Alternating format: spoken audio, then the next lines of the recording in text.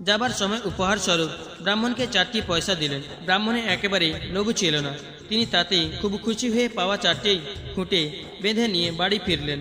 ব্রাহ্মণী ভেবে রেখেছিল আজ অনেক টাকা পাওয়া যাবে, কিন্তু ব্রাহ্মণ যখন ব্রাহ্মণী হাতে 4টি পয়সা তুলে দিল, তখন ব্রাহ্মণী বলল, রাজা আপনাকে এই কটি পয়সা দিলেন আর আপনিও তাই নিয়ে ফিরে এলেন। আপনি যেমন পণ্ডিত তেমনি আপনার দানবীর রাজা। এই বলে পাওয়া 4টি উঠানে ছুঁড়ে ফেলে দিল। পরের দিন সকালে উঠে ব্রাহ্মণী দেখে উঠানের 4 কোণে 4টি সোনার দণ্ডের উদ্ভব হয়েছে। ওই সোনার দণ্ড তারা রোজ কেটে কেটে বিক্রি করতে লাগলো। তাদের অভাবও মিটতে লাগলো। দণ্ডগুলি এমনই যে দৈনিক কেটে নেওয়া সত্ত্বেও পুনরায় তার পরদিন তা নতুন করে গজিয়ে উঠেছিল। ব্রাহ্মণীর দণ্ডের গোড়ার মাটি খুঁড়ে দেখল 4টি দণ্ডের গোড়ায় রয়েছে সেই ছুঁড়ে ফেলা পয়সা 4টি। রাজা ব্রাহ্মণকে খাদ্য সামগ্রী দেন, কেন রাজার অন্ন শুদ্ধ নয়, অপবিত্র, অসৎ উপায় অর্জিত। রাজার অর্থ মদ ইত্যাদির উপর ধার্য কর, চোর ডাকাত দুষ্ট ব্যক্তির দণ্ড স্বরূপ জরিমানা ইত্যাদি উপায় অর্জিত। এইরূপ অশুদ্ধ উপায় উপার্জিত টাকা ব্রাহ্মণকে দান করে রাজা তাকে ধর্মচ্যুত করতে চাননি। তাই তিনি সৎ উপায়ে আপন পরিশ্রম লব্ধ পয়সা 4টি পণ্ডিতকে দিয়েছিলেন। এই গল্পের তাৎপর্য হল সকলেরই উচিত সৎ উপায় উপার্জিত অর্থই ধার্মিক কাজে ব্যয় করা। অপরের সত্য যেন ভোগ না করি, এ বিষয়ে সকলের সতর্ক থাকা উচিত। সৎপথে সৎ উপার্জিত অন্যে মন পবিত্র হয়, আর অসৎ পথে অর্থাৎ চুরি বঞ্চনা প্রভৃতি অন্যায়ভাবে অর্জিত অন্ন গ্রহণ করলে মন অন্তঃকরণ চরম কলুষিত হয়। আজকাল বিভিন্ন রকম কর এত বেড়ে গেছে যে মানুষ ব্যবসার ক্ষেত্রে বহু রকম লুকোছাপা করছে। উকিলের পরামর্শ মতো লোকেরা কর ফাঁকি দিয়ে টাকা বাঁচানোর চেষ্টা করছে। তারা ভেবে দেখছে না এইভাবে টাকা বাঁচাতে গিয়ে তারা মনটাকে কত কলুষিত করে যাচ্ছে। এক সাধু বাবা সকলকে সৎপথে উপার্জন করার পরামর্শ দিতেন। তার কাছে এক রাজা প্রায়ই আসা যাওয়া করতেন। একদিন ওই রাজা সাধুজিকে জিজ্ঞাসা করলেন, মহারাজ, আপনার এখানে বহু লোক আসে আর আপনিও বহু লোকের বাড়িতে ভিক্ষা করতে যান। বলুন তো এমন কোন পরিবার আছে দেখেছেন যেখানে সৎপথে উপার্জন থেকে সংসার চলে? সাধু বাবা বললেন, অমুক জায়গায় এক বুড়ি মা থাকে, তার ঘরে অন্ন সর্বদাই শুদ্ধ, সে চরকায় সুতো পাকিয়ে তার জীবিকা নির্বাহ করে। অর্থ নেই, খড় বিচালির কুঁড়ে ঘর, তবু তার পরে জিনিসে কোনো লোভ নেই, সে কারণ তার ঘরের অন্ন খুবই শুদ্ধ। একথা শুনে রাজার মনে হলো, যদি একদিন বুড়ির ঘরে অন্ন খেতে পাই তাহলে বেশ হয়। রাজা একদিন নিজে ভিখারির বেশে বুড়ির কুঁড়েতে গিয়ে বলল, মা, কিছু ভিক্ষা পাবো? বুড়ি ঘরের ভিতর থেকে রুটি নিয়ে এসে বলল, নাও বাবা, রুটি এনেছি, খাও। তখন রাজা বললেন, মা, একটা কথা বলো তো, এ রুটি শুদ্ধ তো? এতে কোনো সত্য দোষ নেই তো? তখন বুড়ি বলল, দেখো বাবা, কথা হচ্ছে যে রুটিটা আমার পুরোপুরি শুদ্ধ নয়, কেননা এতে কিঞ্চিত অপরের সত্য মিশে গেছে। একদিন রাত্রে একটা বিয়ের শোভাযাত্রা যাচ্ছিল। শোভাযাত্রার যে গ্যাস বাতি জ্বলছিল তার আলোয় আমি সুতো কাটার কাজ করে নিয়েছিলাম। এইটুকু পরে সত্য এর মধ্যে মিশে গেছে, এছাড়া আমার আয়ে আর কোনো অশুদ্ধি নেই। রাজা খুব অবাক হলেন শুনে যে ওইটুকু দোষের দিকেও বুড়ির কত সজাগ দৃষ্টি।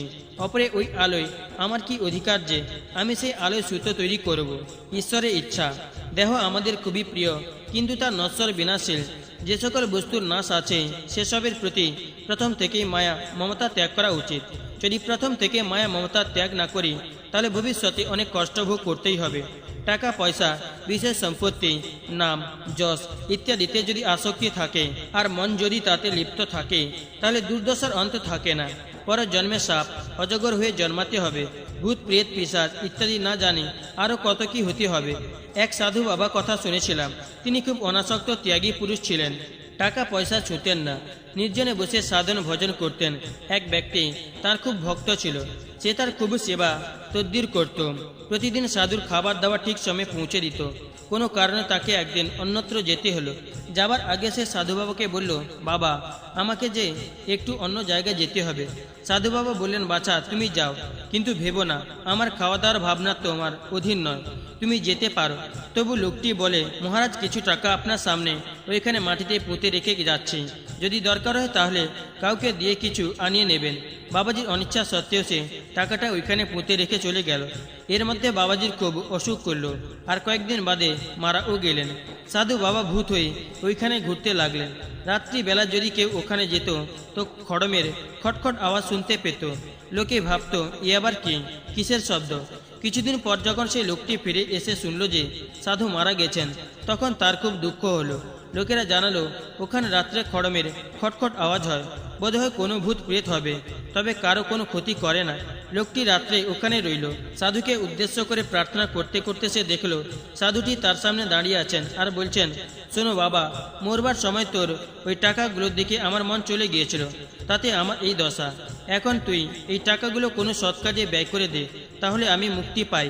সাধু টাকাটা নিজে ব্যবহার করেননি, কিন্তু টাকাটা আমার জন্যে পড়ে আছে। এই ভাবনাতেই তার এই দশা প্রাপ্তি। লোকটি ওখান থেকে টাকাটা তুলে নিয়ে সৎ কাজে দান করে দিল। তখন সাধুটির গতি হলো। বৃন্দাবনে আরেকটি ঘটনার কথা আমি শুনেছি। একটা গলিতে এক ভিখারি দৈনিক ভিক্ষা করত। তার কাছে কিছু পয়সা জমেছিল। ওই অবস্থা সে একদিন মারা গেল। ভিখারির ভিক্ষার ঝুলিটা গলির ধারে পড়েছিল, কেউ ছোঁয়নি। লোকে একদিন দেখলো একটা ছোট সাপ ওই ঝুলিটির কাছে ঘোরাফেরা করছে।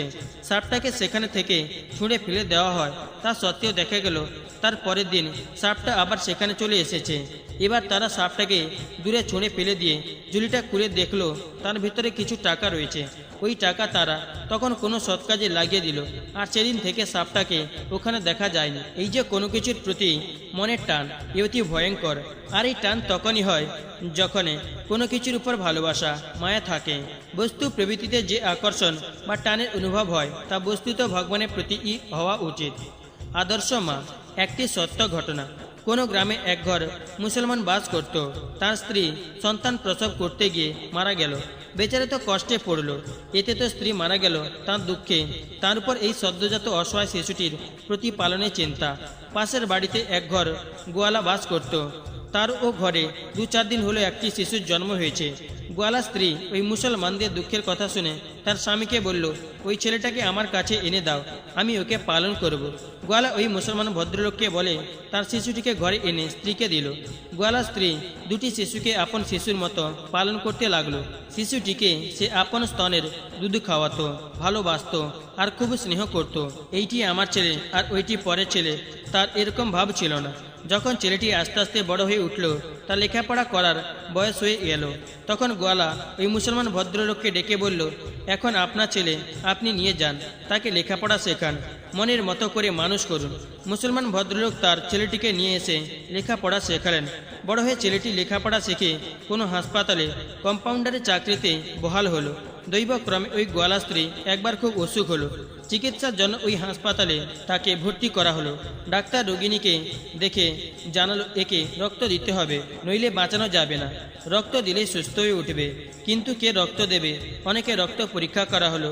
পরীক্ষা দেখা গেল ওই মুসলমান ছেলেটি যে কম্পাউন্ডার হয়ে হাসপাতালে চাকরি করছিল, তার রক্ত রোগীর রক্তের সঙ্গে মিলে গেল।